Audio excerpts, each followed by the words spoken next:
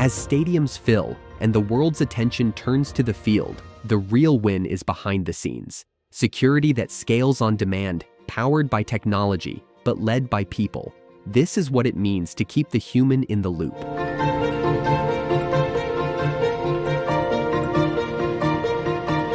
The World Cup is on the horizon, and Major League Soccer is bigger than ever. That means packed stadiums, international crowds, and the need for security that can scale instantly without losing sight of the fan experience. That's why today's discussion is all about keeping the human in the loop when everything is on the line. I'm Laura Rose, the VP of Commercial Strategy, and I'm absolutely honored to be here with Sean Oliver, VP of Operations at Sports Illustrated Stadium, Tommy Zarna, President of Securitas Mobile and Remote Guarding Divisions, and Miguel Martinez, Vice President of Pinkerton. Let's dive in. Sean, bring us into the Sports Illustrated Stadium. What does this look like for your team on game day? For us, the guards represent our brand. Now, they are Securitas officers, but it's our brand that they're representing. They're the first people that people come across when they come to the stadium. They're the ones that they associate their guest experience with. So we work very hard with training almost every day with our officers to make sure that they're delivering the guest experience that meets our brand, which is the Sports Illustrated brand, which is the Red Bull brand, and obviously the Securitas brand. We have people that are monitoring the cameras that they have to work 24/7 to make sure the building is safe and secure. They do all the pre-work when it comes into an event, when it comes to preparedness. And then we have obviously the officers that are boots on the ground that are dealing with the guest experience on a day-to-day basis and really delivering what we need to meet our brand standards. Thank you. Can you tell us a little bit about what the team looks like on game day? How many people are we talking about? It depends really on the event, right? We scale up for high-level events. So we had Lionel Messi in the building a couple weeks ago.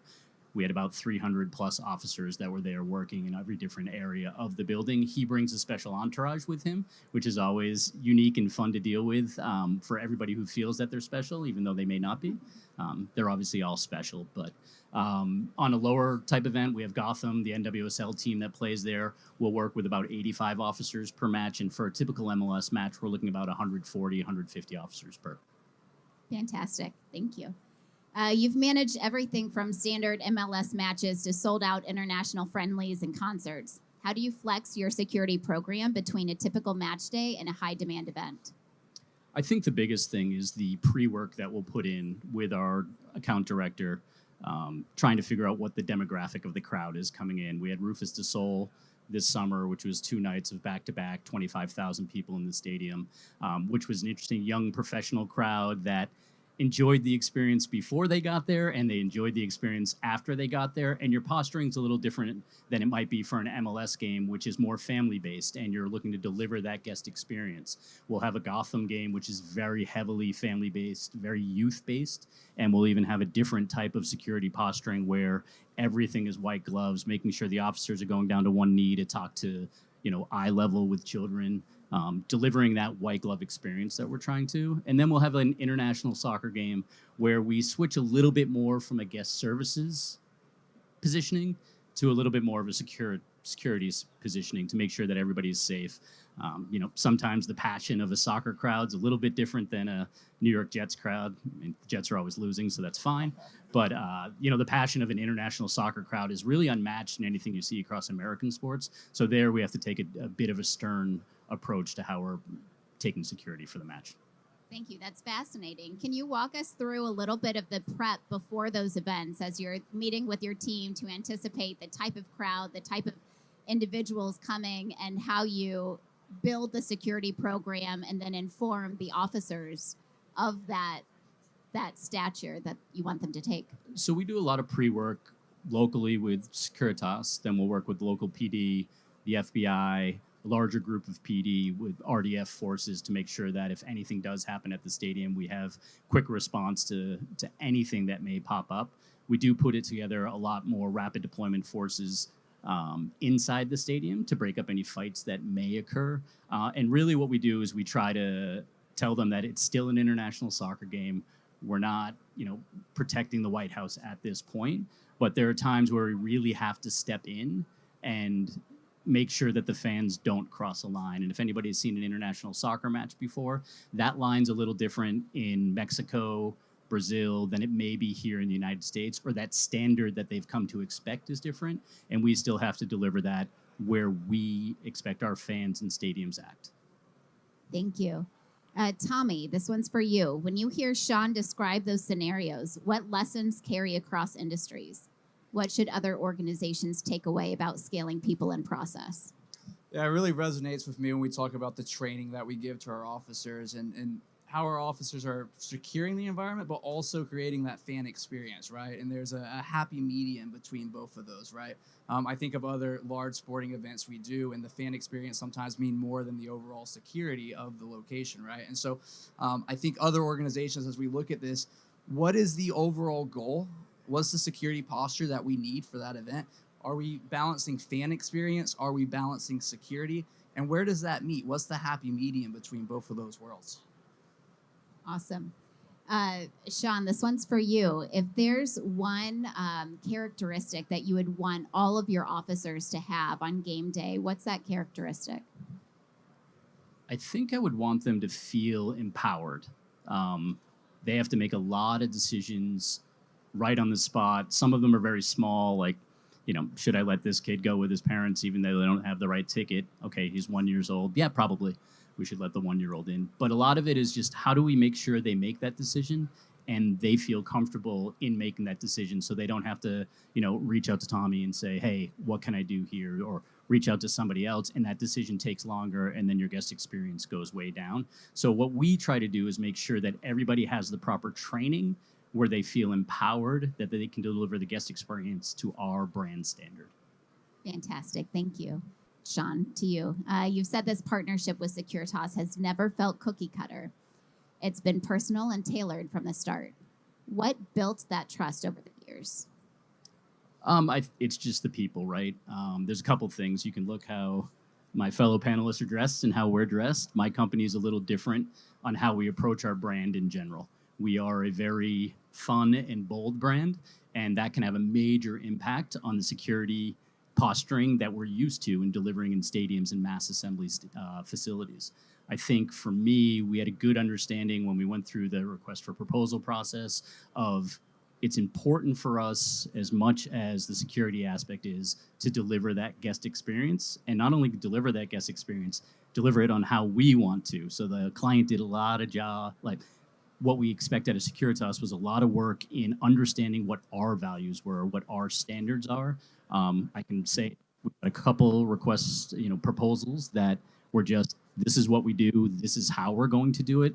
And that's never how it's been with Securitas. It's been a personal relationship. I was explaining to you earlier that our account director has become a very good friend of mine to the point where I was the officiant in his wedding.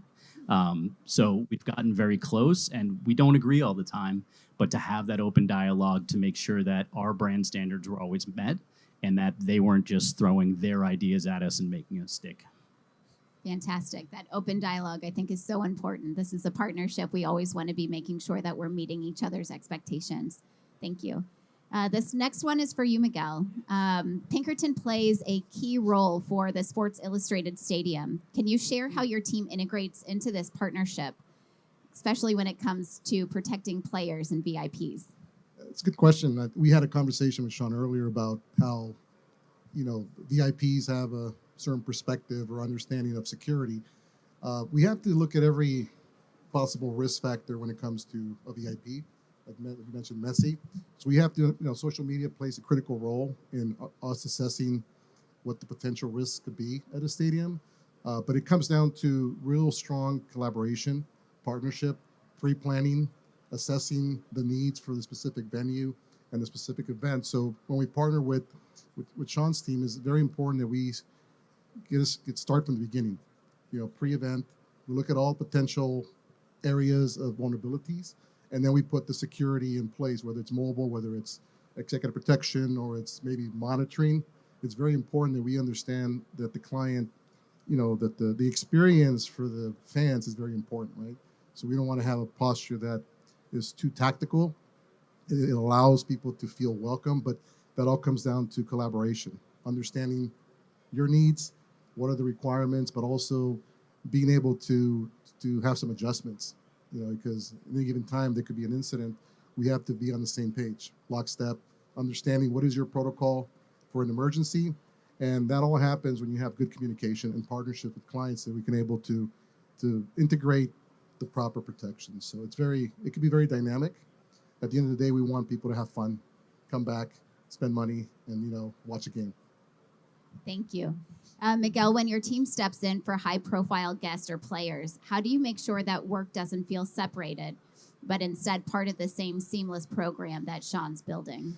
It's interesting because VIPs have their own security, right? That could be an issue sometimes, because we can go through all the planning, right? We can have protocols, we can have code words if something happens, but then you have a famous celebrity or an athlete shows up and they have an entourage. They might have 10 people that might not have the right credentials. So we have to understand the human, right? That what is their expectation, right? And that's where it becomes tricky, because we have to, in our world, we have to be kind of neutral, but also try to adapt. And, we have our client, but we also have another entity that's your client. So we have to meet in the middle to ensure that we're looking after, the best interest of the company and the event, right? But it is a challenge, because in some cases they might carry weapons, because they're just, they're protection people.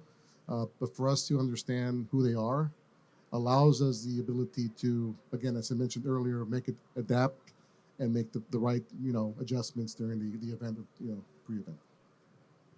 Thank you. Sean, from your perspective, how does that coordination show up on game day? Well, if we don't end up on social media, then it does show up. I think we can start with our first positions. We want to keep everybody safe and get home. Our next position will be deliver a great experience. And the third one is, you mentioned it, social media. We don't want to end up on social media. So if they have done their job correctly, that coordination of, all right, here are the assets that are coming into the building. These are their movements. Here's what we've told their entourages or their group. Here's what they show up with typically, and all that research is done before. We've usually got a pretty good handle on how that executes during the event.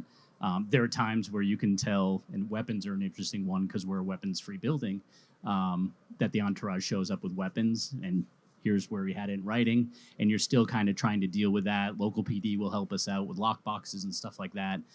So the pre-coordination sometimes, especially when you get to not the superstar, but the 2 people below them and the 4 people below them that believe they're part of that, that's where it really becomes a white glove experience, where it's a little hand-to-hand combat.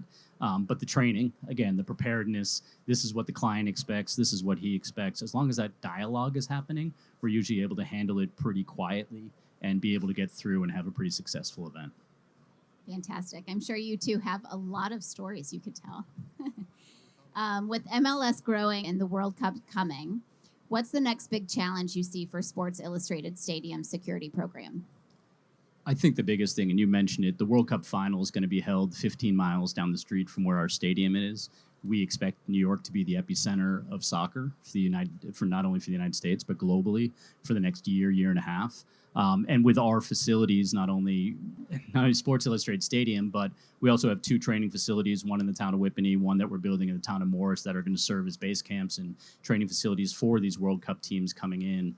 I think providing that experience for the teams, they want it locked down and nobody around. So how do we set up these facilities that are built into kind of communities that we can deal with that and keep a safe environment? We did go through it this year with the 2025 Club World Cup, where we hosted a few teams, and MetLife Stadium again hosted the final. But I think the amount of people that are going to come into this area that are going to be looking for soccer or football, for those who call it football, it's going to be an interesting time in New York, and making sure that our security/guest experience is still delivering on point as that gets more and more scrutiny brought upon it. Thank you. What keeps you up at night? I have 2 kids, a 15-year-old daughter who's going in her own way. So, no, I think for me, it's just, again, it all starts with, is everybody going to get home safely? That's the foundational rule for every decision we make. And if I don't do that correctly, and if my partners don't deliver that correctly, that's what keeps me up at night. Then we balance the guest experience, and the brand experience comes into it. But I think for me, the hardest thing is that we run soccer games weekly, and everyone is completely different than the last one. This weekend we had a match against our rival from New York, and the game got a little bit out of hand at the end of it. And just dealing with those things that you don't know are going to pop up. Is everybody going to react in the right way? Is everyone going to behave in the right way from a staffing standpoint? And we've been lucky enough where we've never found ourselves out there on social media, on Twitter, that we didn't handle something correctly. It got handled, but every time it's been in the right way. And to do that for 16 years straight now is, I think we've got a pretty good partner, so I sleep pretty well at night. It's wonderful. Tommy, how do integrated solutions combining on-site, mobile, remote position us for the future that Sean just described? I think listening to Sean talk about adaptability, I think that's the biggest key for us. How do we adapt when there's a soccer tournament? How do we adapt when nothing's happening at a stadium? And that's the amount of officers we have on game day versus the amount of officers we have when a facility isn't operational at that time. But how do we implement the remote guarding solutions for those times as well, along with the mobile response? So I think the biggest thing for us, the takeaway here, is adaptability. How are our officers adapting to these scenarios? And also, I think for Miguel and I, big takeaway is that Securitas needs to invest in quarter zips going forward. So. Miguel, as events get bigger and more complex, how do you see specialized protection evolving, particularly around global talent, VIPs, and high-stake events? It's a good question. I think for us, intelligence is a key driver, understanding the people, the profiles, but also what are people talking about before the event, even after the event. For us, we're able to gather the intelligence to make the right decisions and deploy the proper mechanisms, whether it's monitoring during the event, social media monitoring, maybe there has to be more, looking into people of interest, right, to see what the potential threats might be, especially now with, all these open venues. What happened in Utah, obviously, is changing the dynamic of security. So really looking and assessing the risks, but also leveraging AI intelligence to make sure that we have the right information to take action. Okay, because without that information, we can't deploy, agents or security officers or mobile patrols. So having intelligence is really a key factor for us, but also monitoring. I think for us, it's something that we do every day because things change. Maybe the outcome of a match wasn't what somebody liked. They might post something that could impact the venue the next game. So having this information that's current, that's validated, I think it's the future. Obviously, you still have the tactical response, whether it's agents, whether it's officers, but you still need to have information to make a decision, right? To protect people and a good experience. That's great. Thank you. All right, this is our last question, but I'm going to ask each of you to respond to this. So think about, from your perspective, we have security professionals from all different industries and walks of life here. What can these individuals take from you and what you're doing? So at Sports Illustrated, how you manage an event, or Miguel, from your perspective, how you manage executive protection. What are some themes or lessons that this group can take away? I think for me, takeaway would be the training, how to use a microphone. But making sure that when people are deployed, when resources are deployed, when technology is deployed, that people are prepared to use them. Sometimes we have this great technology and we'll throw it out there and people don't know how to use it, or they're using it in the wrong way, or we're not using it efficiently enough. And quite frankly, the technology does cost some money. So we want to make sure that we're prepared and trained correctly. And the guard is always, it's training, right? You bring in the right people, you want to make sure they have the right attitude, but they need to be prepared for what they're expecting. So we expect them to be personable. We expect them to be able to adapt to a situation, an ever-evolving, facility. But if we don't prepare them correctly when they're going boots on the ground outside, they're going to fail, and it's not their fault, it's our fault. So just doing that pre-work, the preparedness, not everything is just stamped, we've done this once, we're going to do it again, we're going to do it again. Every time it changes, so you just have to reinforce that. Thank you. Miguel, from your perspective.